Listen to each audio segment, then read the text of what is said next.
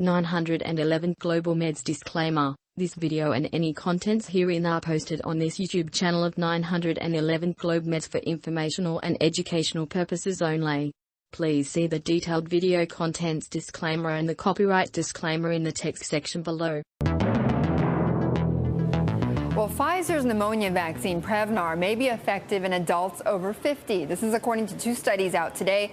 Prevnar already sold for young children. Adding older adults could help the vaccine generate more than $5 billion in 2015. Bloomberg's Shannon Pettypiece is here with more. And Shannon, how did they discover this? Well, this is actually a vaccine that they acquired from Wyeth. And right now it's just for, as you said, the youngest children, for preventing pneumonia in them. But what they want to do is expand it to these older adults. Pneumonia is a big problem in the very young, very old, and the chronically ill.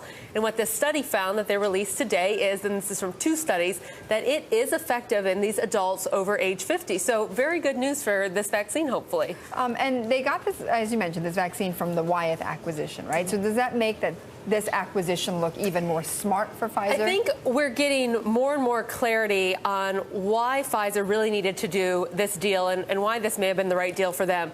This is on track to be Pfizer's top-selling product by 2013. It'll have over $5 billion in sales, as you said. And if you look at what the estimates are for Pfizer for 2013, two of their top-selling products, this one and a product called Enbrel for rheumatoid arthritis, are both from the Wyeth acquisition. So going forward, Pfizer's lineup of products is really being driven by these medicines from Wyeth. And I think it kind of paints this picture of why Pfizer really needed to do this deal. Getting approval, though, for older patients, they're waiting for approval, right? Right. They filed an application in December with the FDA. It could take 6 to 9 months. So we could see something later this year from the FDA. Either we're going to need more data or there's enough data, let's clear it. And that will open the window for Pfizer to start marketing this to these older patients. And getting approval, it not only is going to add, what, $5 billion more, as you say, but it's important for the patients as well. Well, it's important for patients, and what the estimates are that by 2015, that with the young adults and the older children and the younger children and the older adults,